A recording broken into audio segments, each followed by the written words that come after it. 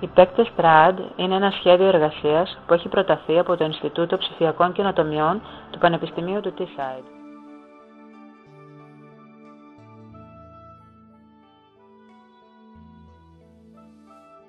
Βασικά, περιλαμβάνει τη δημιουργία και την εκτέλεση έργων σε έναν εικονικό κόσμο, δεύτερη ζωή, και τη δημιουργία ταινιών.